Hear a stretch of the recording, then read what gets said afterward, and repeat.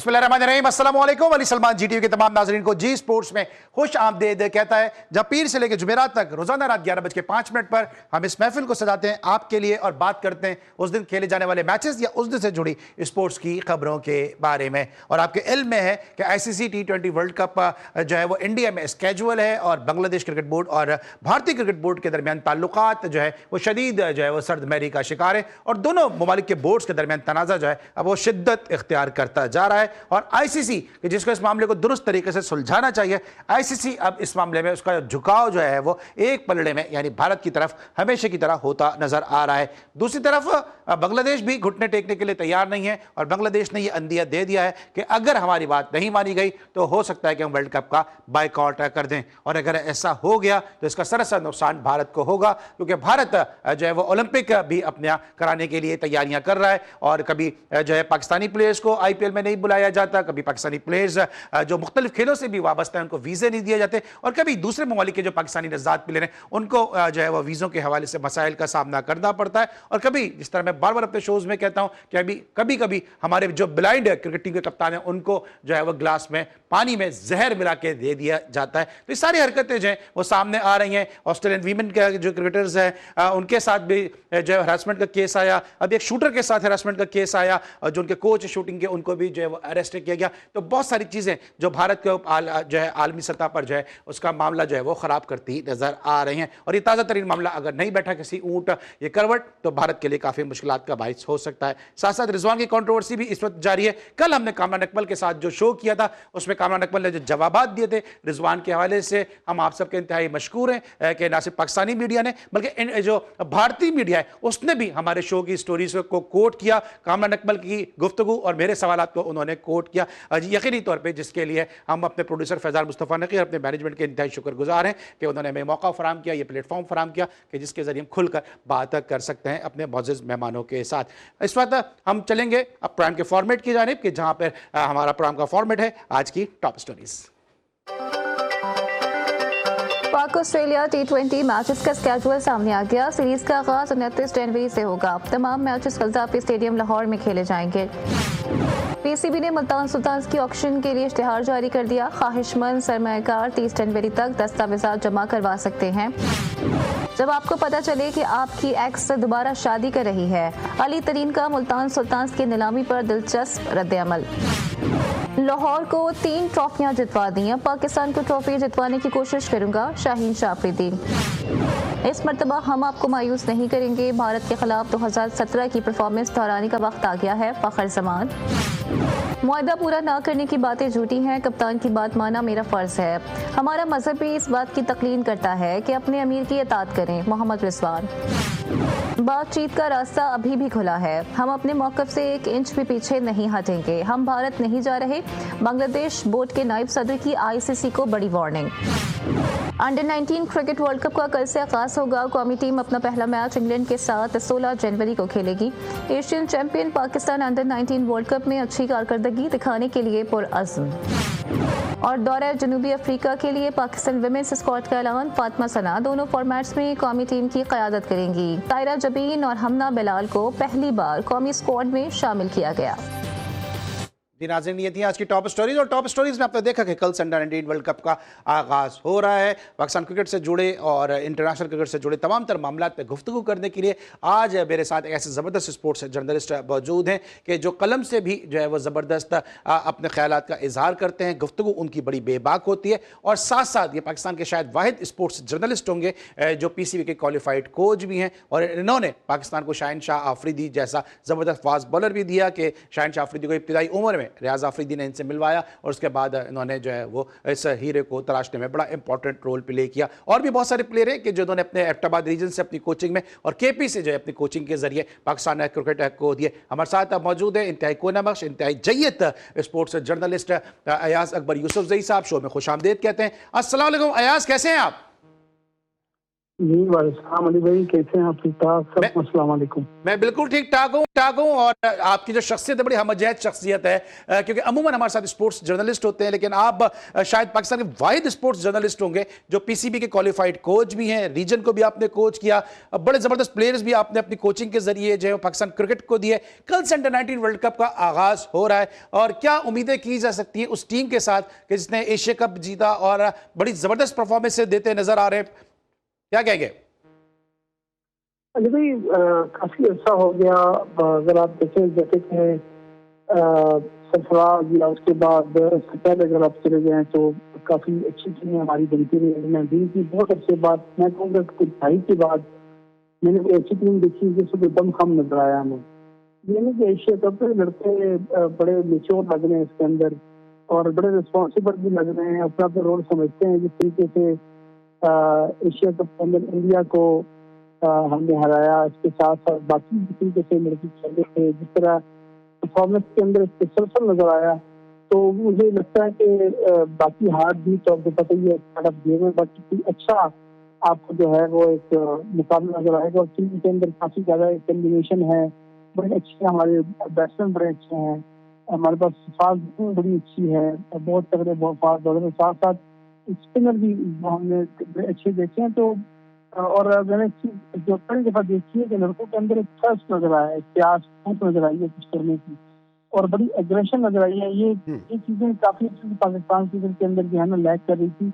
बस एक जगह तकलीफ भी होती थी कि आए अंडर-19 खेले और चले गए। ये एक वाइड टीम मुझे नजर आई है जिसके अंदर ये लड़के जो हैं काफी मेच्योरिटी के साथ भी खेल रहे हैं और ये लड़के कुछ एक गोल लेके सामने निकल रहे हैं। तो मुझे वो पूरी उम्मीद है कि ये जो टीम इस वक्त मौजूद है जिम्बाब्वे के अंदर, ये टीम कुछ न कुछ करने की सलाहियत रखती है और कुछ न कुछ करके भी आएगी। बाकी आपको पता ही है कि क्रिकेट के अंदर बड़ी बड़ी चीजें गिन जाती हैं और दिन के ऊपर डिपेंड करता है कि वो दिन कैसा है। फिर कंडीशन बड़ी मैटर करती है कि अगर अपोनेंट आपसे किसी चीज में अच्छा है और वो कंडीशन उसको सपोर्ट कर जाए तो वो पलड़ा उसकी तरफ चला जाता है। लेकिन इस टीम के अंदर दमखम है, मैं बड़ा उम्मीद हूँ इस टीम से और मैं इसको फॉलो भी कर रहा हूँ। मैंने एशिया कप के मैचेज उसके देखे और मैं अभी भी ख्वाहिश रखता हूँ कि जैसे अंडर-19 शुरू हो, जैसे कि आपको मालूम है कि पहला मैच हमारा इंग्लैंड के साथ है, तो किस्मती से एक चीज मुझे नजर आ रही है यहाँ पर जरूर मैं कहूँगा कि ये बड़ा ही गलत वक्त के अंदर बड़े गलत जगह का इंतखाब किया गया। जिम्बाब्वे के अंदर बारिशें हो रही हैं, उनका अपना भी जो डोमेस्टिक कैलेंडर है बड़ा डिस्टर्ब हुआ अच्छा है। अच्छा, अयाज ये बताइएगा कि आप जो क्वालिफाइड कोच भी हैं, कितना पोटेंशियल आपको इस टीम में नजर आ रहा है? सरफराज की मौजूदगी कितना फायदा देगी? एशिया कप जीतने का जो कॉन्फिडेंस है वो कितना फायदा देगा? और साथ साथ जिस तरह लुक्रेटिव, जिस तरह प्राइजेस का जो है वो अनाउंसमेंट किया गया पीसीबी चेयरमैन साहब की जानिब से, प्राइम मिनिस्टर साहब की जानिब से, उन सब ने मिलकर जो है वो प्लेयर्स का कॉन्फिडेंस कितना बूस्ट किया होगा?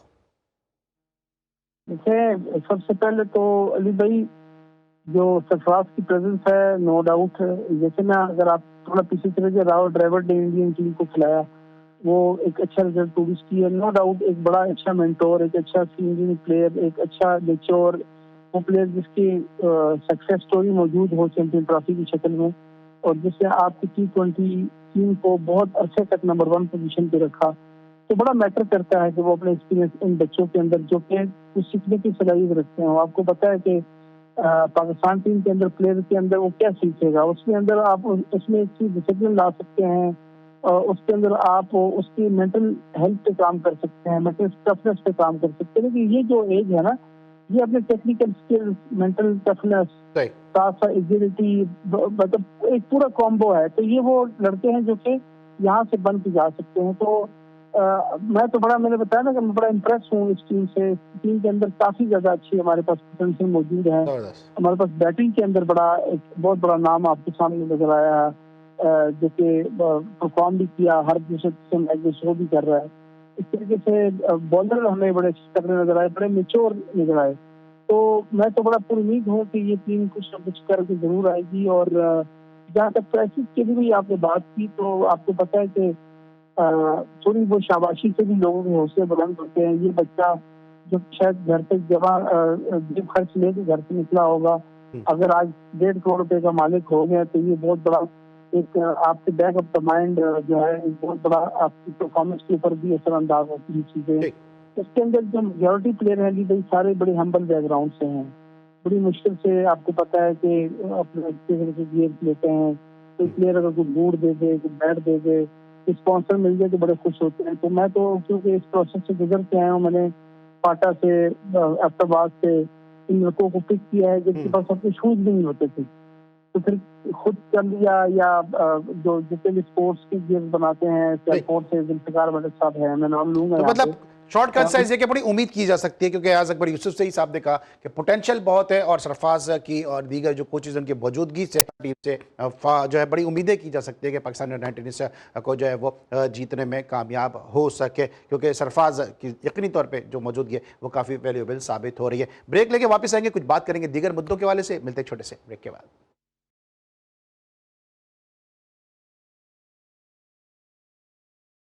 Back after the break. और ब्रेक पर जाने से पहले हम बात करते हैं अंडर-19 वर्ल्ड कप के वाले से। इसका कल से आगाज हो रहा है, लेकिन जनाब पाकिस्तान सुपर लीग का भी आगाज होने वाला है और इस हवाले से जो है दो नई टीमें जो है वो शामिल की गई हैं। मुल्तान सुल्तान की जो है वो बिडिंग के लिए जो है अब जो है वो पीसीबी ने जो है वो इश्तिहार भी जारी कर दिया है, लेकिन अली तरीन है कि जिनके बारे में कहा जा रहा था कि मुल्तान सुल्तान को लेने में इंटरेस्टेड है और बिल्कुल आखिरी लम्हात में वो बैकआउट हो गए।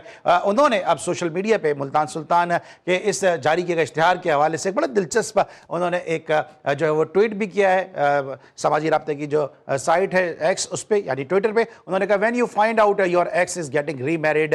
उन्होंने एक अपनी एक्सरसाइज करते हुए तस्वीर भी शेयर की है, जिसमें उन्होंने कहा कि कैसा लगेगा जब आपकी एक्स जो है वो दूसरी शादी कर रही हो या दोबारा जो है वो शादी कर रही हो। लेकिन सवाल ये पैदा होता है अली तरी साहब, शायद लोगों की याददाश्त कमजोर हो सो हो, लेकिन कम से कम मेरी याददाश्त तो कमजोर नहीं है, क्योंकि दूसरी शादी तो आपने की थी, इससे पहले मुल्तान सुल्तान शॉन ग्रुप के पास थी, दूसरी आपके पास आई थी, अब एक्स जो है वो डबल एक्स बनने के लिए जा रही है। मेरे साथ मौजूद है अयाज अकबर यूसुफ जई साहब। अयाज भाई, इस ट्वीट के हवाले से क्या कहेंगे, क्योंकि अली तरीन साहब शायद ये भूल गए कि मुल्तान सुल्तान के वो पहले ओनर नहीं है, इससे पहले शॉन ग्रुप के पास थी ये टीम। मुझे मैं तो खुद बड़ा कंफ्यूज हूँ कि अली तरीन के दिमाग में चल क्या रहा है, क्योंकि खैर उनके पास थी, उनकी डेथ के बाद इन्होंने टेक ओवर कर ली। अब मुझे इसकी लेगेलिटी लाइन ड्रॉप हो चुकी है अयाज अकबर यूसुफ जई साहब की, लेकिन अली तरीन ने जो ये ट्वीट किया है, ये अगर हम लाइटर नोट पे देखें तो ठीक है, हमें लगता है कि उन्होंने एक अपने दिल की कोई भड़ास निकाली है, लेकिन अगर इसको जो फैक्चुअल तरीके से देखते हैं तो अली तरीन को खुद भी ये सोचना चाहिए इस ट्वीट को उड़ने से पहले, क्योंकि बहरहाल अली तरीन एक बड़ा नाम है, बहरहाल अली तरीन की बड़ी खिदमात हैं पाकिस्तान क्रिकेट के हवाले से, पाकिस्तान सुपर लीग के हवाले से बड़ी खिदमात हैं। तो इस किस्म के जब वो ख्यालात का इजहार करते हैं या इससे पहले भी जो ख्यालात का इजहार कर रहे थे वो पाकिस्तान क्रिकेट बोर्ड में, क्रिकेट हलकों में कोई ज़्यादा अच्छी निगाह से नहीं देखे जा रहे थे। अब उन्होंने जो कहा कि जो इश्तिहार जारी हुआ है पाकिस्तान सुपर लीग के हवाले से, अली तरीन साहब ने उस पर जो अपना कमेंट किया उस पर यकीनी तौर पे जो है वो जो संजीदा हल्के हैं वो उसको कुछ ज़्यादा बेहतर तरीके से नहीं समझ रहे। लाइटर नोट पे तो किसी हद तक बेहतर कहा जा सकता है या कहा जा सकता है कि अली तरीन के दिल की आवाज़ है, लेकिन जिस तरह मैंने पहले भी कहा कि अली तरीन ने तो खुद जो है वो एक चलती हुई फ्रेंचाइज ली थी, पहले इससे पहले शॉन ग्रुप के पास थी, वो इसके इंतजाम नहीं संभाल सके, उन्होंने इसको गिव अप किया जब वो अली तरीन के पास आई है। क्या कहेंगे अयाज, अली तरीन के पास तो खुद जो है मुतलिका हो गए या बेवा हो गए मुल्तान सुल्तान आई थी। मैंने भी ये बात कर रहा था, अब लाइन कट गई थी, मैंने कहा मैं खुद हैरान हूँ, बड़ा कंफ्यूज हूँ कि जो शॉन ग्रुप के पास ये इसके पास ये गई थी, उनकी डेथ के बाद उन्होंने एक स्कीम को लेके हैं, मुझे नहीं पता इसके ऑपरेशन राइट्स का या के हवाले से वो क्या मसले थे, क्या तनाज़े थे, ये पीसीबी और अली को पता होगा कि मामला इस वक्त क्या है, लेकिन उनके अंदर खूनी जंग जरूर चल रही थी, जिसकी वजह से अली तरीन ने काफी ज्यादा टफ टाइम दिया इनको। बताया बोर्ड के ऊपर पॉलिसी और के हवाले से जो पॉलिसी थी उसके ऊपर क्रिटिसाइज भी किया। एक तरफ उन्होंने टीम छोड़ दी, अगले दिन जब बिडिंग थी तो बिडिंग में आगे बैठ भी गए और आखिर में तो आखिरी टाइम पे बैकआउट कर गए। मुझे जो लगता है कि पहले तो ये समझते थे कि शायद ये टीम को सही 77-78 करोड़ में इन्होंने वो, आपको पता ही है 75 में इन्होंने लिए थे वो राइट्स, क्योंकि पहले बाकी टीमों के कम थे, इनके ज्यादा थे, तो शायद ये समझ रहे थे कि ये होने बोले काम होगी तो बैठ जाऊंगा और हो सकता है मुझे मुल्तान सुल्तान या जो दो चीजें नहीं आ रही है वो कोई कम पैसे मिलेगी, लेकिन बिल्डिंग का वो जो लेवल देखा तो शायद उन्होंने कहा ये फिर काफी ऊपर जा रही है मामला। अब फिर एक ये एक मैचअप कर लिया पीसीबी के साथ और फिर भी उसी तरह से करके एक दूसरे से ये टीम पे ओवर कर लें, तो वो भी तो बात समझ नहीं आई या फिर इतनी ऊंचाई पहुंच चुकी थी उनके लिए वापस से नहीं था और वो अपॉलॉजी नहीं करना चाह रहे थे या जो मामलात उससे पहुंच गए थे शायद पीसीबी के सामने पैसे को ना मुश्किल था, हालात के बड़ी सारे दोनों पार्टी चली थी। लेकिन इस सिचुएशन को किस तरह से देखते हैं कि ठीक है तो पाकिस्तान क्रिकेट बोर्ड का ये एक जो इस्तेकाक है उनका प्रेरोगेटिव है इनके जनाब अगर कोई फ्रेंचाइज किसी ने छोड़ दिए तो उसको जो है वो उसको ऑक्शन उसको दोबारा करें, उसकी बिल्डिंग दोबारा से करें। अब ये कहना कि x is getting remarried again, इस तरह की उन्होंने जो है वो बात की है। आपको लगता है कि अली तरह खुद भी तो इस दौड़ के अंदर शामिल थे, वो खुद भी तो हलाला करने के लिए बारात लेकर आने के लिए तैयार थे, आखिरी लम्हात में उन्होंने अपनी बारात को अपने दरवाजे ही पे रोक लिया, अब जब दूसरे लोग ले रहे हैं तो फिर इस किस्म की बातें कर रहे हैं। वही मैंने आपको गुजारिश की है कि फ्रस्ट्रेशन है, तो आपने बचपन में पढ़ा होगा ना पॉइंट की अंगूर खट्टे वाली बात है, तो अंगूर खट्टे हैं आप इसको अब जिस तरीके से भी कहें, लेकिन अब उनको ये नजर नहीं आया कि अब उनके साथ जो हालात पीसीबी के साथ शायद वो उस मैच पर भी पहुंच पाए, तो उन्होंने फ्रस्ट्रेशन जो है ये किया कि ठीक है हमें क्या परवाह, या अंगूर खट्टे हैं या जो भी करते हैं या जो भी करें। मैं आपको बताऊं कि किसी भी खुद एक्सपेक्ट नहीं कर रहा था कि जो दो फ्रेंचाइज हैदराबाद और सरकोट की है शायद इतनी बड़ी वैल्यू होगी, कोई भी एक्सपेक्ट नहीं कर रहा था ऑनेस्टली। तो लोग कह रहे थे कि बेस प्राइस उन्होंने बनाई है 1 करोड़ 10, तो वो भी किसी भी निशान पे कि बैकआउट ना हो जाए, लेकिन जो रिस्पॉन्स मिला जो फॉरेन इन्वेस्टर्स हैं दोनों आए हैं, दोनों फॉरेन इन्वेस्टर्स हैं ऑस्ट्रेलिया में अपने सेटअप है, वो फवाद साहब जो है बड़े अच्छे से मैं जानता हूँ ईस्टर्न में अपनी क्रिकेट चला रहे हैं, इनका अपना ग्राउंड भी है और ये हमारे कई मेरे पास क्रिकेटर थे वगैरह उनके पास खेलते थे ऐसा, तो मैंने सुना है इसके बारे में, तो ये तो बड़े पैसे लगाने वाला बात है। तो अभी मुझे लग रहा है कि पीसीबी जगह का लोहा गर्म है, तो इस पे और भी जो है ना कहीं गर्म लगाई जाए लगे आज इससे पहले क्योंकि खुदा न खास्ता जो मोमेंटम बना है वो टूट लग जाए, तो मुल्तान सुल्तान ने जो डाल दी थी, और मुल्तान सुल्तान के बारे में पीसीबी एक्सपेक्ट कर रहा है कि 200 करोड़ से ऊपर की बात जाएगी, और जो पार्टियां इस वक्त रह गई 8 में से 2 तो ले गई हैं, तो 6 में मुझे लगता है कि वही 6 को ये फिर प्री क्वालिफाई करके लाएंगे और 6 में से किसी एक को ये जो है ना मेरे जरा अयाज ये बता रहे हैं कि इन 6 पार्टियों के अलावा भी कुछ और पार्टियां जो हैं वो इस बिडिंग में जो है वो शिरकत करने के लिए तैयारी कर रही है, कुछ और जो है वो इन्वेस्टर्स भी जो हैं वो अब जो है वो इस मुल्तान सुल्तान को लेने में इंटरेस्टेड है। अब ये बताइएगा मुझे कि अब थोड़ा सा जरा टॉपिक को चेंज करते हैं, जरा रिजवान की तरफ आते हैं कि जो भी कुछ, क्योंकि आप क्वालिफाइड कोच भी हैं, जो भी कुछ रिजवान के साथ हुआ as a coach as a journalist, आपको क्या लगता है एज ए पाकिस्तानी कि क्या ये दुरुस्त किया गया उनके साथ जिस अंदाज से वो बैटिंग कर रहे थे कि उनको वापस बुलाया गया, और उस पर उन्होंने खुद तो माइंड नहीं किया, लेकिन पाकिस्तान के कुछ फॉर्मर क्रिकेटर्स हैं वो चिराग पा हो रहे हैं, सीख पा हो रहे हैं कि पाकिस्तानियत के ऊपर बात आ गई है, वापस बुलाना नहीं चाहिए था, या आप समझते हैं कि सही फैसला था कि जब एक प्लेयर जो है वो 23 गेंदों पे 26 रन कर रहा है और 3 गेंदों पे 14 रन कर चुका है, तो बाकी उसने 17 गेंदों पे क्या किया यही देख के वापस बुलाया? चलिए भाई, ये मैंने ना मैं मतलब बताता हूँ कि मैंने ऐसे क्रिकेट फॉलो की है और ये आपको पता सारी लीग भी फॉलो कर रहे हैं। पहला वाकया मैंने देखा वैसे अपनी नौयत का मैंने देखा, हो सकता है आपने देखा हो कि किसी इस तरह के मैच के अंदर किसी आप प्लेयर को बार बुला रहे हो, किसी बैट्समैन को रिटर्न हेड हो गए तो आते हैं प्लेयर, डिक्लेयर भी होती है टेस्ट मैचेस के अंदर, लेकिन इस तरह मैंने नहीं देखा। तो ये ऑब्वियसली बड़ा एम्बैरेसिंग सिचुएशन बनी है रिजवान के लिए, जिनको पहले ही पाकिस्तान टीम जो है T20 के बाद निकाल चुकी है, आपको पता ही है, जो कैप्टन भी रहे फिर वाइस कैप्टन भी रहे, तो रिजवान को खुद भी, और आपको पता है रिजवान इस वक्त बड़े महंगे तकरीबन 4,20,000 US$ तकरीबन जो 7.5-8 करोड़ रुपए पाकिस्तानी बनता है, उस पर ही इन्होंने इनको खरीदा है इनकी टीम ने। तो वो एक्सपेक्ट इनसे करते हैं कि ये आए हैं तो कम से कम जो क्राउड है जो टीम है, लेकिन जो आपको कोई फ्रेंचाइज खरीदती तो वो आपसे आउटपुट लेती है, वो आपको प्लान देती है कि ये आपका ये रोल होगा। चौथे नंबर पे आपको खिला रहे हैं, चौथे नंबर पे जो रोल किसी बैट्समैन का बनता है वो रन आउट बॉल तो नहीं बनता ना, वो स्ट्राइक रेट कम से कम आपसे 150, 140 प्लस तो वो एक्सपेक्ट करते ही है कि 140 प्लस तो आपका मतलब अपना स्ट्राइक रेट है। लेकिन रिजवान को थ्रू आउट आप देखें तो 101 इनका स्ट्राइक रेट रहा है through out this big bash, और मेरे ख्याल में कोई 163 के 64 रन इन्होंने बनाए हैं। इसमें तो इसमें गलती किसकी समझते हैं आप? क्या जो कोचिंग स्टाफ है उनकी, कोच की, कप्तान की गलती है, या रिजवान की आप इसमें गलती समझते हैं कि रिजवान थोड़ा सुस्त खेले? अली भाई, रिजवान जितनी क्रिकेट खेला है ना, अब आप किसी कोच ने रिजवान को क्या बताना है? मुझे बताया ना, रिजवान कितनी क्रिकेट खेल चुका है। ये प्रोफेशनल प्लेयर है, इनको खुद पता होता है कि हम जिस आपको जब टीम मैनेजमेंट आपको एक रोल देती है कि ये अली सलमान साहब ये आपका रोल है, आपने मिडिल में आके 140 130 आपने विकेट भी रखी है, क्योंकि आप एज अ प्रो आए ना टीम के अंदर इतने बड़े पैसे दे।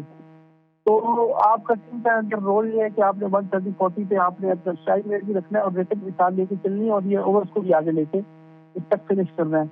तो रिजवान को अपने रोल का पता है, तो इसमें सरासर किसी की गलती नहीं है। तो रिजवान की अपनी गलती से समझता हूँ कि आप एक प्रोफेशनल प्लेयर हैं, आपको आपके रोल का पता है, तो पर आप उस तरीके से उसकी आउटपुट क्यों नहीं दे रहे? या तो आप नहीं हो पा रहा। मैं समझता हूँ कि रिजवान करना चाह रहा होगा, लेकिन कंडीशन इतनी ईजी नहीं है। बॉल जिस लेवल के ऊपर आ रहा है उसमें इतना इजी पाकिस्तानी बैट्समैन के लिए नहीं होता रन करना। बाबर आजम भी स्ट्रगल कर रहे हैं, आपने देख लिया होगा। हमारी किस्मत ये है कि पाकिस्तान के अंदर फ्लैट बच्चे हैं, आपने देखा होगा। फिर हम जाते हैं लीग खेलने के लिए दुबई, कभी ICC फिर हम BPL जाते हैं, फिर हम श्रीलंका चले जाते हैं। तो हमारी तो सारी क्रिकेट हो ही इधर रही है लो बाउंसी विकेट के ऊपर। तो फिर जब ऑस्ट्रेलिया बिग बैश जाके खेलेंगे तो फिर वो बैट्समैन जिसका सारी क्रिकेट जो है वो फ्रंट फुट के ऊपर खेलने की होती है, तो ऐसी जगहों पर आगे आप अपनी टेक्निक चेंज करते हुए टाइम लगता है। या तो फिर आपकी स्किल इस लेवल के ऊपर होती है कि आप एडजस्ट कर लेते हैं। तो ऑस्ट्रेलिया, साउथ अफ्रीका, इंग्लैंड के टूर भी इतने ज्यादा नहीं है पाकिस्तान के कि आप रेगुलर जाके इन ट्रैक्स के ऊपर खेलें। तो स्ट्रगल कर रहे हैं। ये नहीं कि रिजवान ही करना चाह रहा होगा, रिजवान करना चाहता अच्छा है अच्छा, लेकिन हो अयाज, नहीं रहा। आपकी गुफ्तगू से जो मैंने एसेंस लिया वो ये है कि आप समझते हैं कि रिजवान की इसमें गलती है कि वो अपने आप को अडॉप्ट नहीं कर सके सिचुएशन के लिहाज से। लेकिन अब कुछ लोग ये बात भी कर रहे हैं कि रिजवान को वापस आ जाना चाहिए, रिजवान की रिस्पेक्ट जो है वो खराब हुई है, पाकिस्तान की रिस्पेक्ट खराब हुई है। रिजवान दूसरी तरफ ये कह रहे हैं कि मजहब ये सिखाता है कि अपने जो लीडर है, अपने कप्तान है, उसकी बात मानो, मैं पूरा ये अपना कॉन्ट्रैक्ट पूरा करूंगा। आप क्या कहते हैं इस तमाम सिचुएशन पे? सबसे पहले तो अगर कॉन्ट्रैक्ट खत्म करेगा तो 7.5-8 करोड़ रुपए कहाँ जाएगा? नंबर 1 सवाल तो ये है। अगले गेयर पैसों के लिए किया हुआ ना। सबसे पहले तो पैसे, अगर कॉन्ट्रैक्ट तोड़ेगा तो पैसे नहीं मिलेंगे, नंबर 1। दूसरा, कोई बात नहीं है, देखें टीम के अंदर आपको एक रोल है, वो आप नहीं कर पा रहे, तो इसका ये मतलब नहीं कि आप टीम छोड़ के आ जाए। ये स्पोर्ट्समैनशिप नहीं होती। तो बिल्कुल रिजवान का फैसला ठीक है कि वो बिल्कुल कप्तान की मर्जी है, वो भले उसको 10वें नंबर पे भेजे, पहले नंबर पे भेजे या ना भेजे, या पहले बुला ले या ना बुलाए। तो ये कप्तान की डिसीजन है सारी। और जब टीम, आपको पता है ना, कप्तान जब टीम को लीड कर रहा होता है तो उसको पूरा एक प्लान लेके साथ कर रहा होता है। और वो प्लेयर जो है वो, हम भी 120 में जब टीमें खिला रहे होते थे तो हम जय बार बुलाने के उसको कहते थे कि यार तेज खेलेगा, नहीं कर सकते, आउट होके आ जाएगा, जो नेक्स्ट बैट्समैन है वो चला जाएगा। लेकिन कभी इस तरह नहीं होता कि आप किसी प्लेयर को इतने बड़े मैच के अंदर, लीग के मैच के अंदर, हम डोमेस्टिक में कभी बार नहीं बुलाते। तो ये तो इतना बड़ा, इतनी बड़ी लीग है, तो थोड़ी सी कप्तान की तरफ से भी मैं कहता हूँ जाती है, लेकिन रिजवान की अपनी जाती जाता है। और अभी यहाँ पर छोड़ के आना कोई इज्जत बेइज्जती नहीं होती। क्रिकेट है, पार्ट ऑफ गेम। लेकिन रिजवान को ये जरूर रियलाइज हुआ होगा कि पूरी दुनिया में इनकी जगह चाहिए हुई है। उनके स्ट्राइक रेट को लेकर के PCB ने जिनको टीम से बाहर निकाला है वो जस्टिफाई हो गया है। PCB सेलेक्टर्स भी खुश हो रहे होंगे कि हमने रिजवान को टीम से बाहर निकाला है। और देख लें कि रिजवान वहां भी नहीं चल पा रहा है, इसका मतलब है he is not a T20 staff.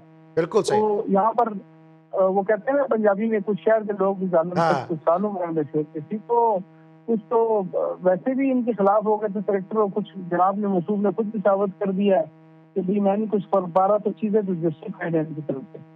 बिल्कुल सही है। पूरी तफसील के साथ इस तमाम तर मुद्दे को जो है वो सम अप किया और तमाम तर सूरत किया अयाज अकबर यूसुफजई साहब ने। इस साथ मिलेंगे ब्रेक, और जब ब्रेक के बाद वापस आएंगे तो कुछ बात करेंगे BCCI versus Bangladesh cricket board और फिर ICC। साथ साथ इंडिया को आज वनडे मैच में शिकस्त हो गई न्यूजीलैंड की इन एक्सपीरियंस टीम के सामने। मिलते एक छोटे से ब्रेक के बाद।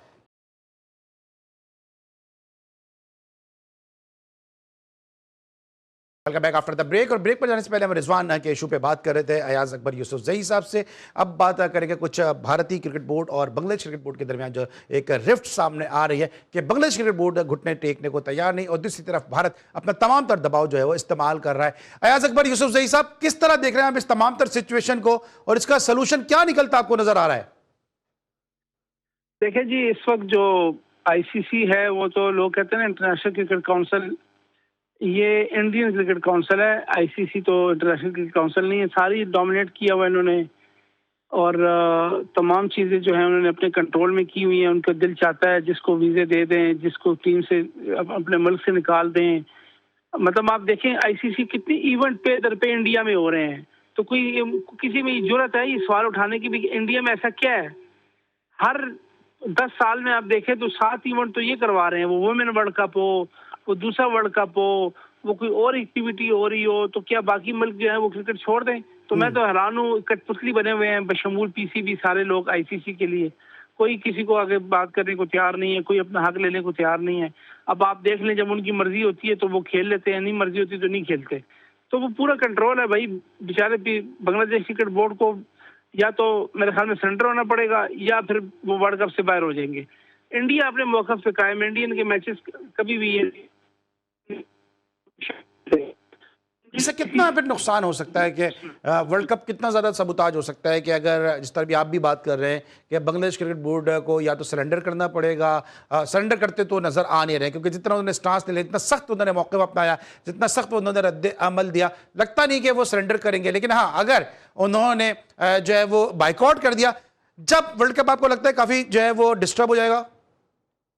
अली भाई मेरे ख्याल में ये इंडिया, देखिए ना, इंडिया जितना इस वक्त डोमिनेट कर रहे हैं उनको नहीं फर्क पड़ने वाला।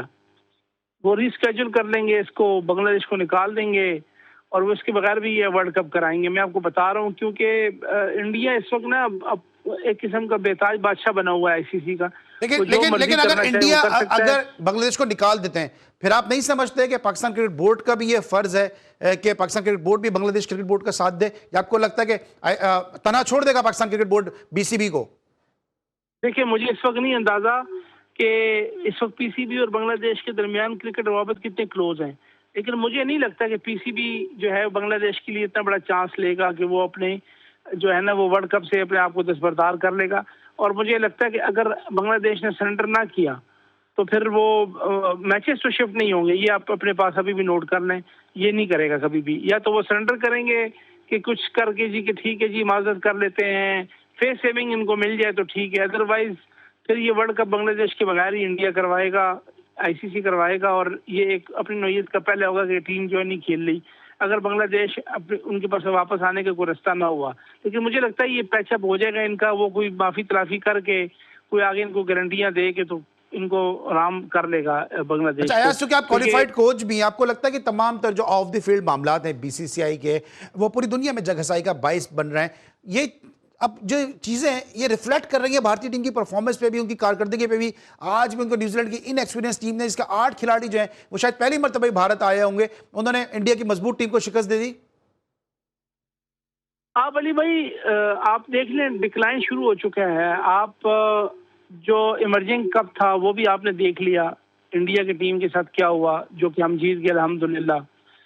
फिर आपने एशिया कप में भी इंडिया का हाल देख लिया, उनके स्टार जो 2-3 बैट्समैन थे जिनको लेके बड़ा फख्र कर रहे थे वो भी आपने देख लिया। नेशनल टीम की हालत भी आपने देख ली, जिस तरीके से वो इस वक्त खेल रही है इनकी मेन टीम जो है।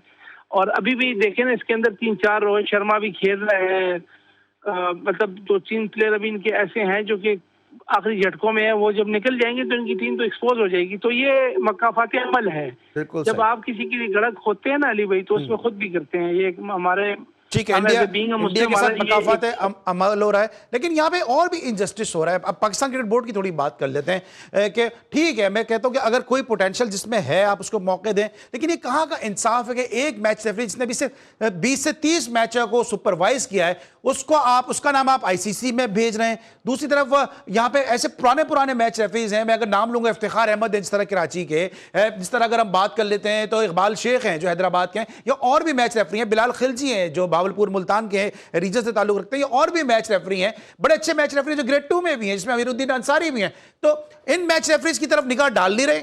आपने 20 से 30 मैच सुपरवाइज करने वाले का नाम आईसीसी में भेज दिया। ये तो खुला खुला आपको नहीं लगता कि जो है वो इनजस्टिस है और जो है वो सपोर्ट है, नेपोटिज्म है? अगर मैं आपसे ये पूछूं कि पाकिस्तान की बोर्ड को चला कौन रहा है, मोहसिन नकवी साहब तो मसरूफ हैं। वो कभी एज ए सेनेटर जो हैं वो अपनी खिदमत अंजाम दे रहे होते हैं, कभी वो इंटरिम मिनिस्टर के तौर पे, कभी वो इस्लामाबाद के प्रोजेक्ट के ऊपर बिजी हैं, कभी वो सियासी जमातों का तोड़ जोड़ कर रहे हैं। तो क्रिकेट को तो उनके बेचारे के पास टाइम ही नहीं है। मैं तो वो बेचारे से कहूँगा कि उनके पास टाइम ही नहीं है, बहुत बिजी आदमी है।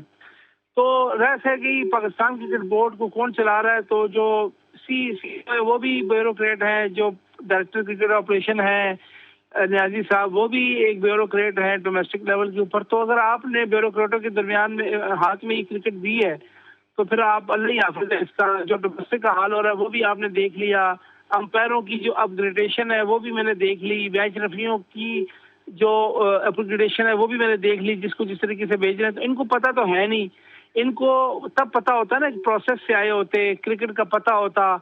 अब्दुल्ला जो खुर्रम नियाज़ी साहब है, ये सुना है कि पहले खुद क्रिकेट खेलना चाहते थे बचपन में। तो वो हमारे कोच हैं बड़े अच्छे, तनवीर शौकत साहब फैसलाबाद के, वो सुने वो उन्होंने टीम से इनको बाहर निकाल दिया था। तो जैसे ही ये आए हैं तो उनको कोचिंग से निकाल दिया।